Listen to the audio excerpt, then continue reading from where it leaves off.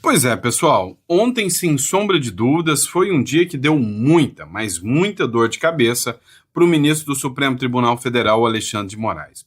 Teve o Tagliaferro, que teve suas medidas, né, suas restrições tiradas lá na Itália, algo que, de certa forma, desmoralizou o Moraes um pouquinho.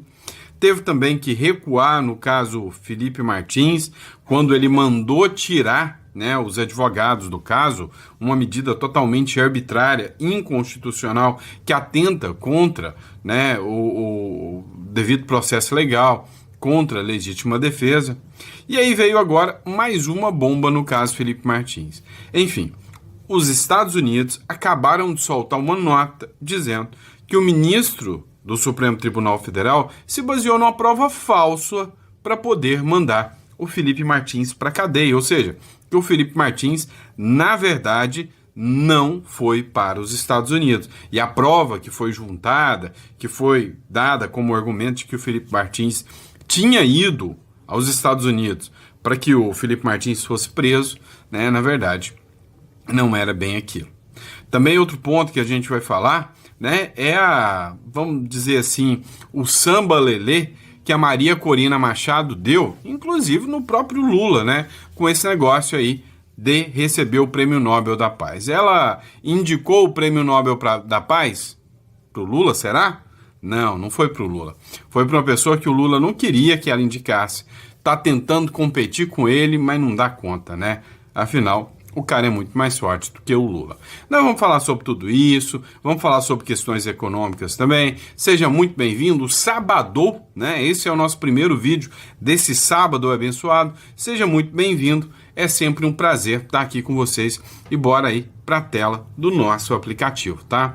Pessoal, sempre no final do vídeo eu tô dando uma explicação, né, sobre Uruguai e Paraguai. Eu moro no Uruguai, né, e estou agora no Paraguai, e aí eu tô dando uma explicação, mas é bem ao final do vídeo. Se for interesse para vocês, entre em contato aí, ó, com a Imigra Mais, telefone 16 99321 0648. Entre em contato com a Imigra Mais e entenda um pouco mais sobre como ter, né, uma residência fora do país, mesmo sem precisar morar fora, tá? Mas protegendo seu patrimônio, se blindando e tendo algumas garantias. Fechado? Tamo junto? Deu para entender a regra do jogo? Então vamos de matéria, né? Só não esquece de se inscrever, curtir e compartilhar. Pois é, isto aqui, mas tá dando uma dor de cabeça tão grande, porque o governo norte-americano acabou citando o Alexandre de Moraes, dizendo que o Alexandre de Moraes usou uma prova falsa. É, meu amigo. E isso dá cadeia lá nos Estados Unidos. Isso dá uma dor de cabeça gigantesca. E aí os Estados Unidos acabou falando que já sabe, inclusive, quem fez a solicitação da criação dessa prova falsa. Rapaz, isso aqui vai dar uma dor de cabeça. A matéria é do Paulo Capelli. O governo dos Estados Unidos diz que Martins não entrou no país e acabou citando o ministro do Supremo, Alexandre de Moraes. O governo dos Estados Unidos anunciou que não consta que o ex-assessor internacional de Jair Bolsonaro, o Felipe Martins, tenha entrado no país em 30 de dezembro de 2022. O comunicado, que foi divulgado nesta sexta-feira pela US Customs and Border Protection, que é a CBP, né? A conclusão contradiz acusações usadas no Brasil para sustentar a prisão preventiva do Felipe Martins. Felipe Martins, se eu não me engano, ficou 4 meses preso, né? Numa acusação totalmente infundada, uma acusação sem pé nem cabeça. Ficou ali preso, né? Tem acusação de que o cara foi até para solitária, provou várias vezes, né, que aqueles documentos eram falsos. Inclusive, né, tanto a PGR aí, os órgãos de acusação, tinham uma condição de puxar o GPS do Felipe Martins, do celular, para saber se ele tinha ido ou não. Sabe, foi muito fácil provar. O Felipe Martins, ele tinha pego um voo no mesmo dia que eles falaram que ele estava indo para os Estados Unidos. Não faz o menor sentido. Abre aspas. Essa constatação contradiz diretamente as alegações feitas pelo ministro do Supremo Tribunal Federal do Brasil, Alexandre de Moraes, indivíduo que foi recentemente sancionado pelos Estados Unidos por violações de direitos humanos contra o povo brasileiro. Foi o que escreveu a CBP, né, que é aqui o órgão responsável, né? Dor de cabeça para o Alexandre de Moraes agora, né? Ter que provar o porquê ele usou aquela prova, quem justificou aquela prova falsa. Então, fica aí agora claro e evidente que o Felipe Martins foi preso, né? Ilegalmente, vai ter direito à indenização do Estado. Sem contar que é bem provável que, em vez de tudo isso, o cara ainda vai ser condenado agora, né? Pelo sistema aí. A Ana Paula Henkel analisou o caso. Estados Unidos confirmou Moraes usou prova falsa para prender Felipe Martins, tá? Essa coisa, né, essa divulgação, né, saiu ontem, às umas 8h30 da noite, e é por isso, né, que eu tô trazendo esse conteúdo para vocês agora. Dá uma olhada aqui nesse trecho da Ana Paula Henkel. Diga, Ana. Urgente, Daniel, e é exatamente sobre Felipe Martins. Eu peço licença para ler uma carta importantíssima que acabou de ser divulgada pelo CBP, uma das agências de imigração daqui dos Estados Unidos, confirmando que Felipe Martins jamais entrou nos Estados Unidos nas datas usadas pela Polícia Federal e, consequentemente, por Alexandre de Moraes para justificar a prisão de Felipe Martins. A carta diz o seguinte, Daniel: a Alfândega e Proteção de Fronteiras dos Estados Unidos anunciou que realizou uma análise completa das evidências disponíveis referentes às alegações de entrada nos Estados Unidos do cidadão brasileiro Felipe Martins em 30 de dezembro de 2022. Após a conclusão da análise, foi determinado que o senhor Martins não entrou nos Estados Unidos naquela data. Esta constatação contradiz diretamente as alegações feitas pelo ministro da Suprema Corte do Brasil, Alexandre de Moraes, um indivíduo que foi recentemente sancionado pelos Estados Unidos por suas violações de direitos humanos contra o povo brasileiro. Reconhecemos que o ministro Moraes citou um registro errôneo para justificar a prisão de meses do senhor Martins. A inclusão deste registro impreciso nos sistemas oficiais do CBP permanece sob investigação e o CBP tomará as medidas adequadas para evitar futuras discrepâncias. O CBP condena veementemente qualquer uso indevido desta entrada falsa para embasar a condenação ou prisão do senhor Martins ou de qualquer pessoa. Reafirmamos nossa dedicação em manter a integridade de nossos registros de fronteira e apoiar os princípios de justiça e direitos humanos. Portanto, Daniel, tá aí a Oeste em Breaking News, agora a confirmação oficial do sistema de imigração do CBP dos Estados Unidos da América, dizendo que Felipe Martins nunca entrou aqui e que Alexandre de Moraes, que é um já conhecido violador dos direitos humanos, usou um documento falso para a prisão de Felipe Martins.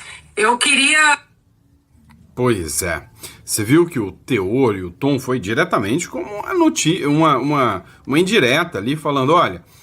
somos contra a manutenção da prisão ou a prisão ilegal do senhor Felipe Martins, haja vista a utilização de provas falsas, né, dados e registros falsos. Olha a dor de cabeça, né? Isso aqui vai dar muita dor de cabeça para poder, inclusive, né, provar que isso aqui, né, não foi uma mera perseguição. E aí, é óbvio, o Jeffrey Chikine, que é o advogado do caso Felipe Martins, se manifestou, disse aqui, novidade em processo, Felipe Martins nos Estados Unidos. Olha só o que ele fala aqui. Brasil, novidades no caso do Felipe Martins nos Estados Unidos. Notícia que muitos estavam aguardando. Que sexta-feira, né? Na mesma sexta-feira que o ministro Alexandre de Moraes reconsidera a sua decisão, volta atrás da decisão que havia dado ontem, que havia me destituído da defesa do Felipe Martins, e agora me incluiu de novo na defesa do Felipe Martins. O governo americano traz novidades sobre o documento falso inserido no sistema americano que deu causa ao prolongamento indevido da prisão de Felipe Martins. O governo americano acaba de se manifestar dizendo que houve uma revisão inteira dos registros do Felipe e foi concluído, e restou concluído, que Felipe Martins, de fato, não ingressou nos Estados Unidos naquela data que a Polícia Federal e a PGR disseram que ele havia ingressado. E mais, que o documento que foi utilizado para prolongar sua prisão era um documento falso, exatamente isso. O Estado acusação brasileiro utilizou um documento fraudado, um documento falso, para pedir a manutenção da prisão de Felipe Martins. Olha isso daqui. Comunicado do CBP sobre revisão dos registros de entrada de Felipe Martins. A alfândega e... Agora ele vai fazer a leitura, como a Ana Paula Henkel já fez a leitura, né? Eu vou pular essa parte do vídeo para vocês. Mas enfim, né? O que a gente tem hoje? A gente tem, né, sem sombra de dúvidas, novos dados surgindo. Vai ser feita uma investigação mais aprofundada, né, do porquê esse documento falso estava lá, qual o interesse disso, quem solicitou, quem deu causa à existência desse documento fraudulento, desse documento falso. E aí o governo norte-americano já se manifestou dizendo que vai investigar e vai chegar até os responsáveis. Vamos lá, pessoal. Maria Corina Machado. Pois é, dedico o Nobel ao Donald Trump. Pois é, o Donald Trump, né, acabou, de certa forma, ganhando o prêmio Nobel por tabela, né? Olha só o que disse aqui a Maria Corina Machado. Dedico esse prêmio ao povo sofredor da Venezuela e ao presidente Trump por seu apoio decisivo à nossa causa. Então, o Trump foi justamente citado aqui no Prêmio Nobel da Paz, da Paz, né? E aí, a laureada com o Nobel da Paz, Maria Corina Machado, dedica o prêmio ao Donald Trump. Isso é uma jogada, uma articulação muitíssimo inteligente, inclusive da Maria Corina Machado. Sabe que o Donald Trump vem fazendo uma articulação contra o seu principal algoz aí, eu não vou falar opositor é para quem discute ideias, o Maduro não discute ideias, ele é só mais um ditador do regime de esquerda, né? Então ele é um algoz, ele não é um opositor. A Maria Corina não é uma opositora, ela é uma vítima, ela é resistência desse plano nefasto do Maduro, mas o Donald Trump é um aliado. E aí, ao dedicar isso ao Donald Trump, a Maria Corina Machado fecha aqui mais um elo, né, mais uma aliança, incentiva ainda mais o Donald Trump a partir nesse sentido. E aí, por essa decisão, algo também tem que ser analisado, é relevante demais. Ao declarar a Maria Corina como Prêmio Nobel da Paz, a ONU, né, a instituição que declara aí, né, o Nobel, e via de regra, isso tem muito peso na ONU, reconhece o Maduro como um ditador autoritário, ilegítimo no poder. Dá mais força para que Trump possa agir. E o Trump está agindo, tá? Agora, o alvo da vez não é só o Maduro, é o Xi Jinping. Pois é, o presidente da China virou alvo do Trump. Ou melhor, a China inteira, né? O Donald Trump anunciou agora uma tarifa de 100% para a China, né? Ou seja, depois de negociações, volta a tarifa de 100% com a China. Como que o Lula tá nessa hora? Assim, ó, roendo as unhas. Por quê? Porque ele estava acreditando que o Trump ia tirar as tarifas que ele colocou no Brasil. Agora, né, um dos principais aliados do Brasil, o Trump vai lá e fala, quer saber? Dane-se 100% aí sobre a China. O presidente dos Estados Unidos, Donald Trump, anunciou no fim da tarde de sexta-feira, em postagem numa rede social, que vai impor uma tarifa adicional de 100% à China. Além disso, Trump que vai impor, né, disse que vai impor, a partir de 1º de novembro, controles de exportação em todos os softwares críticos feitos em solo americano. Ele justificou a medida depois da China anunciar que vai endurecer regras para a exportação de terras raras, minerais essenciais para a produção de chips e outros componentes de alta tecnologia. Aí o Trump está de olho nas terras raras de onde? Adivinha? Sim, da República das Bananas aqui do Brasil. Então, é o gancho perfeito agora, né, para o Trump negociar com o Brasil. Pois é, o Trump está de olho em terras raras, já que a China não quis negociar, mandou um recado para a China, falou, 100% de tarifas para vocês, chineses, tá? Vão comer pastel de flango aí. Agora, em compensação, o Donald Trump, né, vai virar para o Lula e falar, e o negócio é o seguinte, ou dá ou desce, você vai fazer isso aqui que eu quero para me tirar minhas tarifas, ou eu vou endurecer e vou tacar esses 100% de tarifas contra você. É pegar ou largar. Ou eu negocio com você agora e a gente corta a China da jogada, ou eu vou ferrar com a sua vida. Viu, Lula? Vamos ver qual vai ser a postura, né, do Lula agora. Mais cedo, Trump já tinha dito que não teria motivo para se encontrar tão cedo com o presidente da China, o seu homólogo, né, o Xi Jinping, como ele tinha cogitado recentemente. Ou seja, dor de cabeça pesada. Só que isso tem efeito. Não é simplesmente, vou taxar uma grande, né, potência, falar que vai taxar a outra grande potência e achar que isso vai ficar tudo por isso mesmo, 100% belezinha, 100% tranquilo, não. Foi só o Donald Trump falar, eu vou taxar a China, e aí, olha só, o dólar disparou. Dólar dispara com a ameaça de Trump à China, mas o problema foi o fiscal do Brasil. O Lula, sim, gasta como se não houvesse amanhã, né? Como uma piriguete apaixonada, ele gasta. E aí o que o Trump fez? O Trump caçou briga com a China, o dólar despencou no mundo inteiro, menos aqui no Brasil, né? Aqui no Brasil, o que aconteceu? O contrário. Olha quem apareceu ali. O contrário, tá? Aconteceu o contrário. Aqui o dólar disparou. Por quê? Porque o Donald Trump, o Lula, ele tentou passar a MP não passou, o Lula não vai conseguir arcar com as contas públicas, e aí ano que vem vai ser bomba. Resultado, para cá, o mercado despencou, tá? Para quem investe em ações, as ações despencaram, o dólar disparou, e aí tá todo mundo desesperado. Sandro, você que gosta de investimento, você que faz investimento, e agora? Nós estamos desesperados. Eu vou falar uma coisa para vocês. Para quem vive na República das Bananas, é só mais um momento tenso daqui. Logo, logo isso aí se resolve, né? Eles acreditam na picanha e na abóbora do Lula, e o negócio começa a estabilizar de novo, tá? Eu ainda acredito nisso. Daqui a pouco o Lula libera algumas emendas e a coisa começa a dar certo.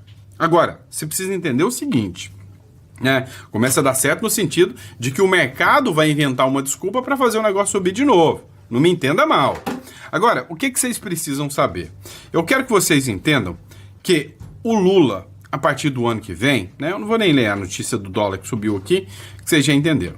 O Lula, a partir do ano que vem, né, vai ser o presidente paz e amor. Vai ser o cara, o pai dos pobres. Mas quem vai bancar isso não é o Lula, é você.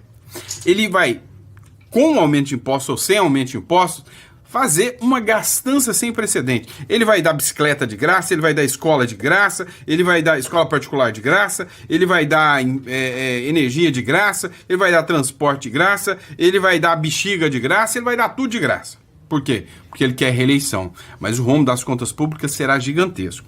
Olha a estratégia do Lula. É fácil, tá? Por que o Lula age assim? É simples.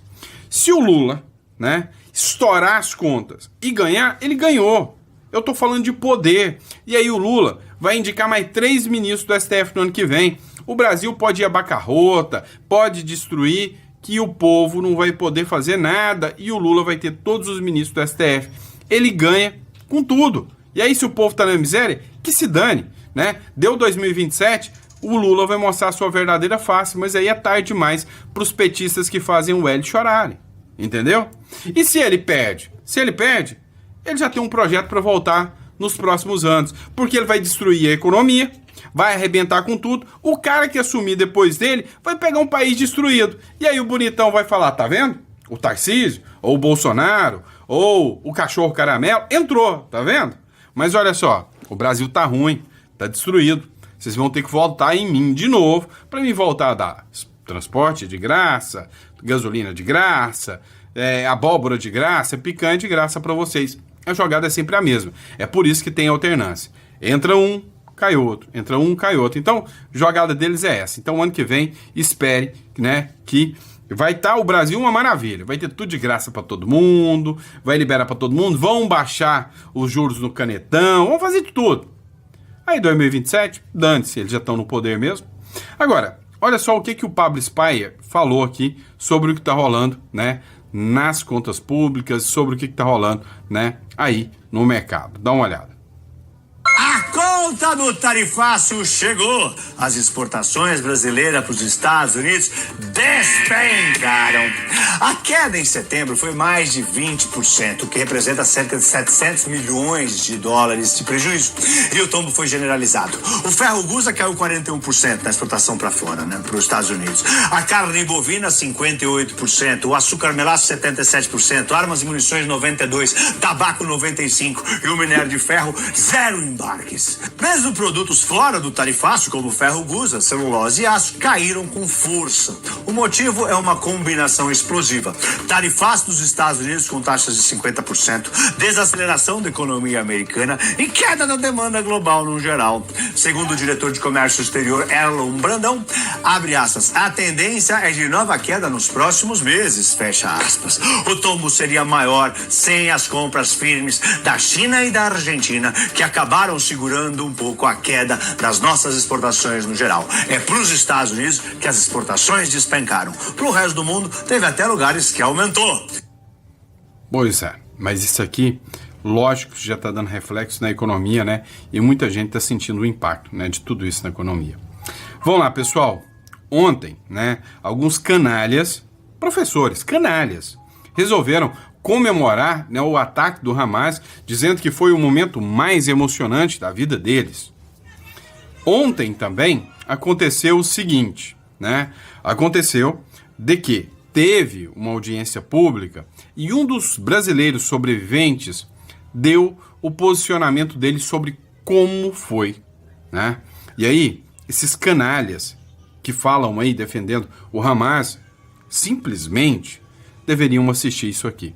Quer dizer, se bem que não adianta nada, essa gente não tem coração, essa gente, né, não tem moral, essa gente não tem a menor índole. Assista. 33 deputados assinaram uma carta de apoio ao Hamas. Imaginei eu, como brasileiro, ver isso acontecer no meu país, com aqueles que tentaram me matar, apoiando, chamando os terroristas de heróis e os reféns de prisioneiros. Ainda não sabíamos que os irmãos Bibas e a mãe tinham sido assassinados pelo Hamas. Eles estavam até então sequestrados. Uma criança de 4 anos e um bebê de 8 meses. Como um bebê, ele pode ser chamado de prisioneiro e não sequestrado? Quando o Hanani caiu, eu comecei a me fingir de morto. Tinham cadáveres ao meu lado, em cima e embaixo de mim. Éramos 40 pessoas, poucos sobreviveram, somente 9 sobreviveram ao final. Então imaginem o que é estar dentro de um lugar em que você está com mais 39 jovens ao seu lado, que estavam numa festa comemorando a vida, e ver cada um cair da forma que caiu. Do lado de fora, os terroristas queimavam corpos e o cheiro chegava até nós. Cheiro de carne humana. Além de gás, granadas e tiros, eu ainda sentia o cheiro das pessoas queimando do lado de fora. Ouvíamos gritos, tiros e os terroristas comemorando. Eles matavam e festejavam. Eu nunca vou esquecer a risada deles. Eu nunca vou esquecer a risada deles enquanto eles cometiam as atrocidades que eles faziam. Nesse pesadelo interminável, só desejava que atirassem em mim. Fiquei horas assim, vivo entre os cadáveres, ouvindo os celulares que tocavam. E hoje eu sei que eram pais e mães tentando saber de seus filhos se estavam vivos e, infelizmente, eles estavam mortos do meu lado. Até que depois de horas fingindo de morto, só para vocês terem ideia, eu fiquei quase 5 horas dentro desse abrigo fingindo de morto. Alguém entrou no abrigo e gritou. Eu abri os olhos, achei que ele fosse me matar, achei que ele era um terrorista. Debilitado, saio de lá e para mim eu vejo essa cena como se fosse agora na minha frente. Para mim uma das piores cenas, uma pilha de corpos queimando, os jovens que estavam comigo dentro do abrigo. Pois é. Para nós, para você, né, um cidadão de bem, alguém que tem empatia, alguém que tem honra, moral, ficaria chocado com um relato desse, seja por palestinos, seja por israelenses, são por humanos. Agora, eles não. Essa gente é canalha, essa gente é extremista. Depois dizem que é a direita que é extrema, mas eles são extremistas. Esses deputados que assinaram isso deveriam ser caçados. Isso não dá para representar sequer o eleitorado, por nem a humanidade esses caras representam. É simples assim. O que me dói é saber que uma coisa dessa, que eu tenho certeza que te chocou, para eles é motivo de festa. Ainda bem que eles não assistem ao meu canal, porque se assistissem e vissem isso aqui, eles iam achar bom, eles iam sentir alegria, né, com uma matéria tão drástica, né, com um relato tão tenso quanto esse aqui. Mas vamos lá, vamos falar de coisa boa, né? Vamos falar de coisa, quer dizer, nem tão boa, né? Mas vamos falar da existência de pessoas boas. Vocês já viram esse menino aqui, tá? É o menino da paçoca. Vocês já viram falar dele? Pois é, eu queria que vocês entendessem um pouquinho, né? Ele fez uma publicação, Richard Bryan, né, mais conhecido como menino da paçoca. Ele foi denunciado, censurado, atacado. Por quê? Porque estava trabalhando. Olha, Sandro, você está defendendo o trabalho escravo de uma criança, um trabalho infantil? Vão a merda, por favor. Eu fiz a mesma coisa que ele e isso não me matou. Se hoje eu sou quem eu sou, é porque eu trabalhei, meu pai e minha mãe nunca me deixou faltar nada. Mas eu não queria ser uma pessoa que simplesmente, né, não estava nem aí. Isso me engrandeceu. Agora, se você vê o relato desse menino aqui, dessa criança aqui, você vai ver que ainda dá para ter esperança, que ainda tem jeito, né? Eu queria que vocês assistissem aqui comigo o relato dele aqui. Vamos lá. Eu vim aqui. O que está acontecendo? Oi, sou eu de novo. Acho que você ainda não me conhece, mas você vai conhecer. Eu me chamo Richard, ou melhor, 01 da paçoca. E hoje eu vim relatar o absurdo que está acontecendo. Estão tentando me parar, estão tentando frustrar os meus sonhos. O que já era esperado, pois infelizmente, no nosso país, um adolescente de 14 anos não pode trabalhar e correr atrás do seu futuro. Mas, se o mesmo quiser roubar, matar e até mesmo traficar, é totalmente livre. Existem pessoas más que estão me denunciando. E pode ser até mesmo você que está vendo esse vídeo agora. Um seguidor meu, um vizinho, ou até mesmo alguém que eu acho próximo a mim. Eles estão fazendo isso porque meu jogo tá virando e eu tô conquistando o meu sonho de ser empresário. Eu vou explicar pra vocês o que está acontecendo. O Conselho Tutelar já veio atrás de mim 5 vezes ao todo. Eles me pararam a primeira vez na rua, atrás de informações do meu trabalho. Quem fez isso foi o órgão PET. Os mesmos foram na minha escola depois, atrás de informações escolares. Porém, eles falaram que eles eram um conselho tutelar, e eles não são.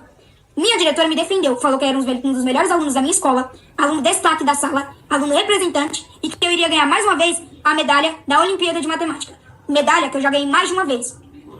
Na terceira vez, eles vieram aqui em casa e conversaram com a minha mãe.